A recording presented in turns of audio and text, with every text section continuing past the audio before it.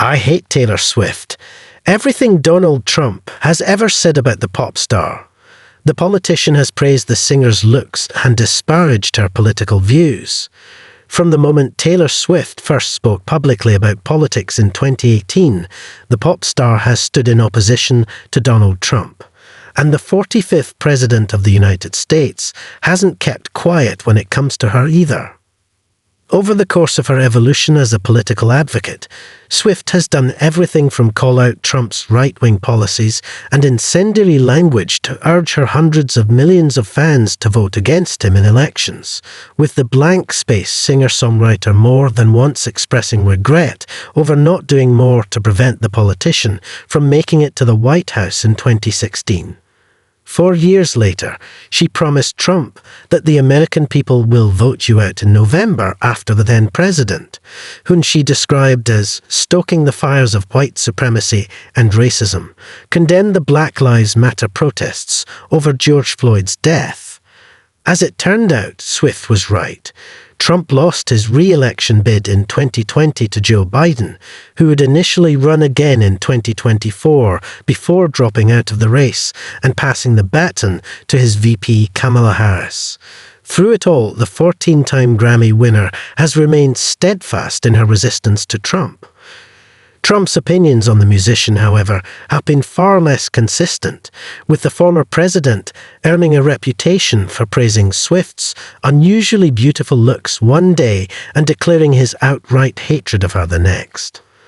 From the pair's early interactions long before either of them were politically involved to the heated criticisms they've lobbed at one another since, Swift and Trump go way back. Keep reading to see a timeline of everything the businessman turned president has ever said about the pop star below. It's unclear where Trump and Swift might have snapped a picture together, and it doesn't seem like that photo has ever seen the light of day. At this point, the businessman was nothing more than a wealthy reality TV star and mogul, while the singer, still making country music, was gearing up to release her album Red.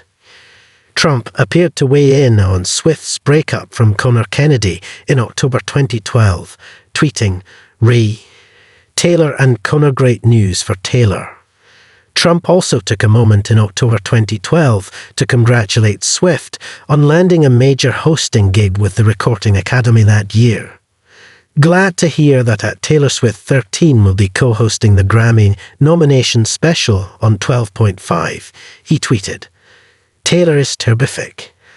After Swift broke her years-long silence on politics ahead of the 2018 midterms, urging Tennessee followers to vote against Republican Marsha Blackburn, whom she'd later called Trump in a wig in her Miss Americana documentary, the then-president responded by saying the pop star doesn't know anything about Blackburn, who later won her Senate race against Phil Bredesen.